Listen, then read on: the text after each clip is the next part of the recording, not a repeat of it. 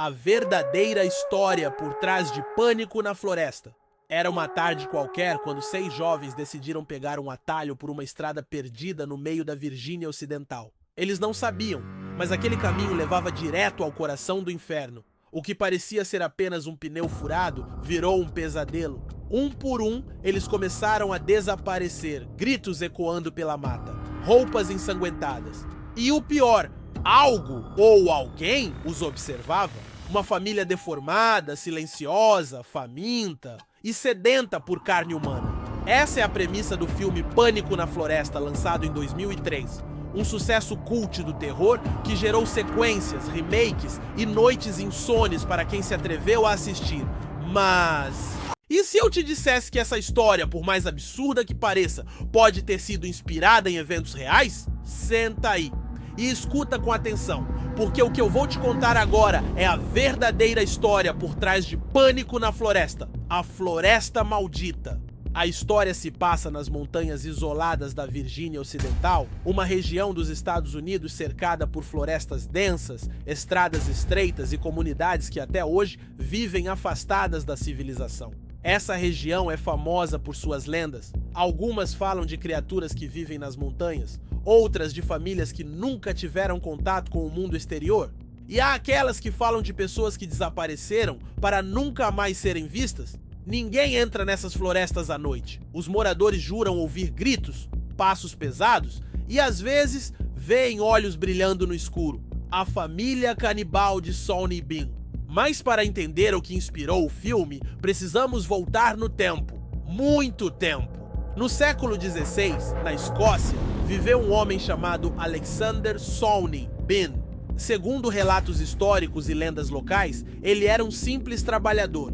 Mas algo aconteceu, algo que o fez abandonar tudo. Ele fugiu com sua esposa para uma caverna na costa escocesa. Lá viveram por décadas, sem contato com a sociedade. Tiveram filhos, depois netos. E sim, todos eram frutos de incesto. Para sobreviver, saíam da caverna à noite e emboscavam viajantes. Matavam, cozinhavam a carne e se alimentavam dos restos. Durante 25 anos, mais de 1000 pessoas desapareceram naquela região. Quando foram finalmente descobertos, os soldados do rei James VI encontraram uma visão doentia. Membros humanos pendurados como carne no açougue, ossos empilhados e dezenas de descendentes de Sawney Bean, deformados, selvagens, animalescos. Foram todos capturados e executados, mas a história nunca foi esquecida. Do terror histórico ao terror moderno. Quando Rob Schmidt dirigiu Pânico na Floresta, ele se inspirou diretamente na lenda de Sawney Bean.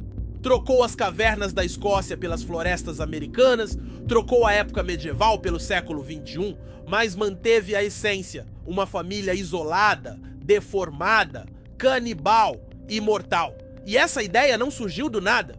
Nos Estados Unidos, especialmente em estados como Kentucky, Tennessee e Virgínia, existem boatos antigos sobre povoados fantasmas, famílias que vivem nas montanhas, sem leis, sem contato com ninguém. Há até relatos não confirmados de caçadores que desapareceram após adentrar em regiões proibidas, onde ninguém entra e ninguém sai. Incesto e mutação. Casos reais.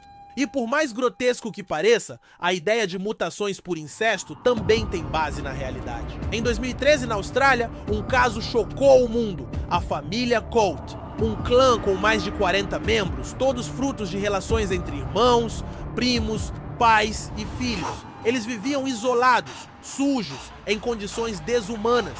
Muitas das crianças apresentavam deficiências físicas e mentais, causadas pelo incesto prolongado. Os serviços sociais ficaram horrorizados com o que viram. Mas isso provou algo. Histórias como a de Pânico na Floresta podem ser exageradas no cinema, mas têm raízes na vida real. Desaparecimentos nas florestas dos Estados Unidos. Você sabia que milhares de pessoas desaparecem todos os anos em parques nacionais dos Estados Unidos? Só no Parque Nacional de Great Smoky Mountains, mais de 1.600 pessoas já sumiram misteriosamente, sem rastros, sem pistas. Algumas teorias falam em sequestros, outras em rituais, e as mais perturbadoras falam em comunidades selvagens vivendo escondidas nas montanhas, longe de qualquer lei. Essas histórias alimentam o medo. E os filmes? Pânico na Floresta é só um deles. Bastidores sombrio do filme. Durante as gravações do primeiro filme, os atores que interpretaram os jovens não tiveram contato prévio com os atores dos canibais. E isso foi proposital. O diretor queria capturar o medo real em suas reações. Os efeitos usados nas criaturas foram práticos, com próteses e maquiagem, sem CGI. O objetivo era deixar tudo mais visceral. E funcionou.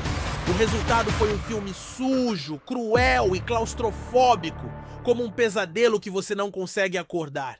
E no fim das contas, a floresta ainda está lá, os boatos ainda circulam e os filmes continuam nos lembrando do que pode estar escondido atrás das árvores. Talvez sejam só histórias, talvez exageros, mas e se não forem? Na próxima vez que você for fazer uma trilha e ouvir um galho quebrando atrás de você, não olhe para trás, apenas corra. E se você curtiu essa história arrepiante, já deixa o like, compartilha com aquele amigo medroso e se inscreve aqui no canal. Hora do Terror! Aqui o medo é garantido.